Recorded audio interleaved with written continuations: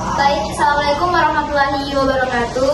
Waalaikumsalam warahmatullahi wabarakatuh. Shalom, Om Swastiastu, nama budaya, salam kebajikan. Sebelumnya kami mengucapkan terima kasih kepada teman-teman atas partisipannya dan hadirnya pada hari ini. Perkenalkan, kami dari kelompok 3 akan mempresentasikan hasil dari diskusi kelompok kami terkait tugas Hipotarza, tinjauan kronologi dan analisis putusan nomor 173-Pit-Sus-2019-PNWNU. Perkenalkan, kami dari kelompok 3, saya Nur Fitra Rahmayanti, Saya Adinda Ayu. Saya Anindita Putri Utami. saya Fadila Lestari. Saya Muhammad Zulfiansyah. Saya Anand Gordansyah. Sebelumnya kita harus mengetahui terlebih dahulu apa itu pengertian psikotropika. Menurut Undang-Undang RI Nomor 35/2019, psikotropika adalah zat atau obat baik alamiah maupun sintetis bukan narkotika yang berkhasiat psikotropif melalui pengaruh selektif pada susunan saraf pusat yang menyebabkan perubahan khas pada aktivitas mental dan perilaku. Adapun penggolongan narkotika dan psikotropika, yang pertama golongan 1 digunakan untuk tujuan ilmu pengetahuan dan tidak untuk terapi. Golongan kedua digunakan untuk pengobatan, terapi dan ilmu pengetahuan. Adapun golongan ketiga digunakan untuk pengobatan, terapi dan ilmu pengetahuan. Dan golongan keempat digunakan untuk pengobatan dan berpotensi sangat ringan.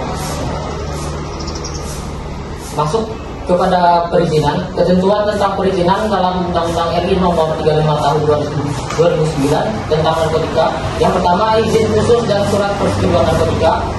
Yang kedua, izin khusus dan surat persetujuan ekspor narkotika dan psikotropika. Yang ketiga, izin produksi narkotika. Yang keempat, izin untuk kepentingan ilmu pengetahuan dan teknologi. Yang kelima, izin edar narkotika. Yang keenam, izin khusus penyaluran narkotika. Adapun duduknya perkara. Pengadilan Negeri Wonosari yang mengadili perkara pidana dengan acara pemeriksaan biasa dalam tingkat pertama menjatuhkan putusan sebagai berikut dalam perkara terdakwa. Yang pertama, nama lengkap Rozan Abdul Alim Al-Furqon bin Suprapto ALM. Tempat lahir Malang, umur 18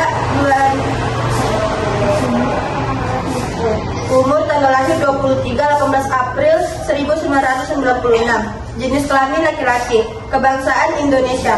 Tempat tinggal Dusun Palen RT 004024, Desa Harjobinangun, Kecamatan Pakem, Kabupaten Sleman. Agama Islam, pekerjaan wira swasta.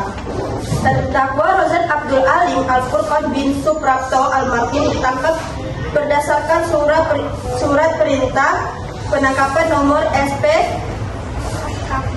Kap garing 42/9/2019. Res narkoba tanggal 28 September 2019 sejak tanggal 20 September 2019 sampai dengan tanggal 30 September 2019. Baik, beranjak dari duduk perkara, kemudian kita beralih pada tuntutan. Adapun tuntutan pidana yang diajukan oleh penuntut umum yang pada pokoknya sebagai berikut. 1. Menyatakan terdakwa Rozan Abdul Alim Al-Furqon bin Suprapto almarhum telah terbukti secara sah dan meyakinkan bersalah melakukan tindak pidana tanpa hak atau melawan hukum, memiliki, menyimpan, menguasai psikotropika dan narkoba golongan 1. Sebagaimana dalam dakwaan pertama, ke-1 dan ke-2 penuntut umum. Yang kedua, menjatuhkan pidana kepada terdakwa Rozan Abdul Alim Al-Furqon bin Suprapto almarhum dengan pidana penjara selama 5 tahun 6 bulan, dikurangi selama terdakwa berada dalam tahanan sementara dengan perintah agar terdakwa tetap ditahan dan denda sebesar 800 juta rupiah, subsidiar 2 bulan penjara. 3. Menyatakan barang bukti berupa yang pertama 30 butir Riklona, 2 Clonazepam, 18 butir pil Altarak, 1 Alprazolam, 10 butir pil Kamlet Alprazolam, 2 linting irisan daun yang mengandung narkotika jenis tembakau gorila dengan berat 0,41359 gram dan 1 bungkus bekas rokok gudang garam warna biru muda dirampas untuk dimusnahkan. Kemudian 1 buah handphone merek Oppo warna biru dengan nomor email 8662510414992213 dan nomor email 2 8662510414992205 dirampas untuk negara. Kemudian yang keempat, tuntutan terakhir yaitu menetapkan supaya terdakwa membayar biaya perkara sebesar Rp2.000.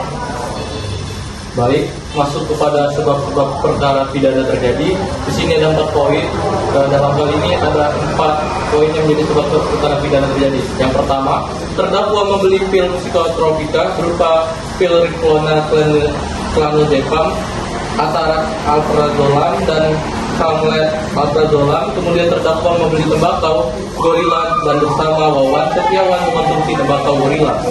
Kemudian yang kedua, kemudian terdakwa menyerahkan pil psikotropika berupa 17 butir pil Riklona clanozepam dan 4 butir pil alprazolam kepada saksi Cahyo Ferikanto Putro. Yang ketiga, saat digeledah oleh anggota Satres Narkoba, terdakwa ternyata kedapatan memiliki 30 butir Riklona 2 clonazepam, 18 butir pil Atarax, kemudian 10 butir pil Camlet alprazolam dan 2 kelinting irisan daun tembakau yang diduga tembakau gorila. Kemudian yang keempat, bahwa sebelum tertangkap, terdakwa telah menjual pil psikotropika kepada saksi Cahyo Ferikanto sebanyak 2 kali. Dalam hal ini, sekira bulan Agustus 2019, terdakwa menjual pil Riklona clonazepam sebanyak 10 butir kepada saksi Cahyo Ferikanto. Kemudian sekiranya pada bulan September 2019, terdakwa menjual pil alprazolam sebanyak 10 butir kepada saksi Cahyo Ferikanto. Baik, selanjutnya tempat awal mula terjadi tindakan pidana. Yang pertama, awalnya terdakwa membeli pil psikotropika berupa pil Riklona clanozepam, Atarax alprazolam, dan Camlet alprazolam di apotik Gedangan Sehat dan dari seseorang yang terdakwa tidak kenal di depan apotik Gedangan Sehat. Yang kedua, selanjutnya pada hari itu juga terdakwa didatangi saksi Cahyo Ferikanto Putro, terdakwa dalam berkas terpisah di rumah terdakwa untuk membeli pil psikotropika dari terdakwa. Kemudian terdakwa menyerahkan pil psikotropika berupa 17 butir pil Riklona clanozepam dan 4 butir pil alprazolam kepada saksi Cahyo Ferikanto Putro. Yang ketiga, bahwa selanjutnya pada hari Sabtu tanggal 28 September 2019 sekitar jam 7 waktu Indonesia Barat, ketika terdakwa bersama dengan saksi Wawan Setiawan berada di rumah terdakwa, datang anggota Satres Narkoba Polres Gunung Kidul setelah sebelumnya melakukan pengamanan terhadap saudari Henry Kusumo Arianto dan saksi Cahyo Ferikanto.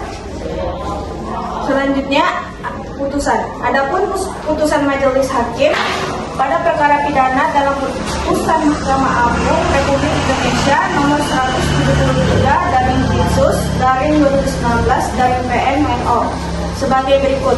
Yang pertama, menyatakan terdakwa Rozan Abdul Alim Al-Furqan bin almarhum Suprato terbukti secara sah dan meyakinkan bersalah melakukan 12 tindak pidana tanpa hak menyimpan psikotropika dan tanpa hak melawan hukum memiliki narkotika golongan 1 dalam bentuk bukan tanaman. Yang kedua, menjatuhkan pidana terhadap terdakwa, oleh karena itu dengan pidana penjara selama 5 tahun dan denda sebesar 800 juta rupiah dengan ketentuan apabila denda tersebut tidak dibayar maka diganti dengan pidana kurungan selama 2 bulan. Yang ketiga, menetapkan masa penangkapan dan penahanan yang telah dijalani terdakwa dikurangkan seluruhnya dari pidana yang dijatuhkan. Yang keempat, menetapkan terdakwa tetap berada dalam tahanan.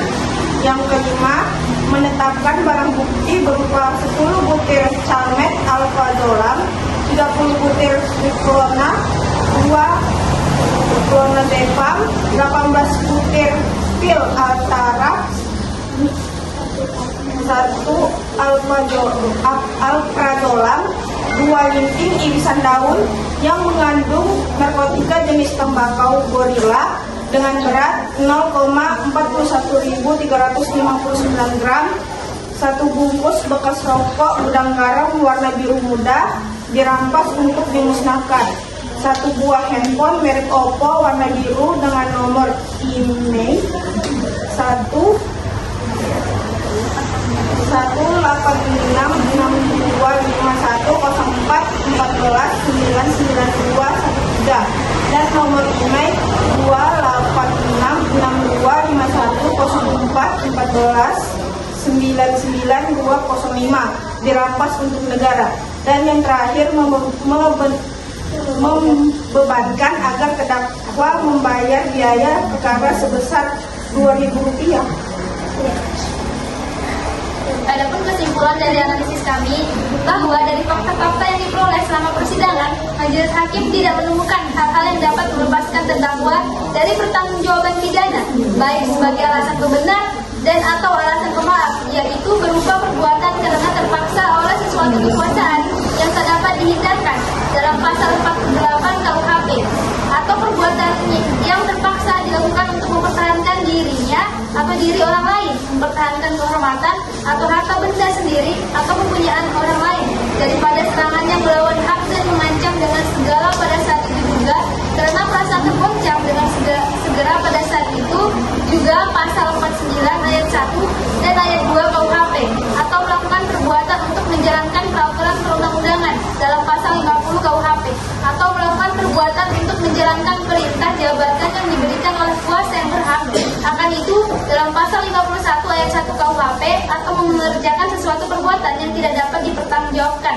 kepadanya karena kurang sempurna akalnya atau karena sakit berubah akalnya dalam pasal 44 ayat 1 KUHP. Oleh karenanya hakim berkesimpulan bahwa perbuatan yang dilakukan terdakwa haruslah dipertanggungjawabkan kepadanya. Baik, sekian presentasi dari kelompok kami. Kami meminta maaf apabila ada kekurangan salah kata.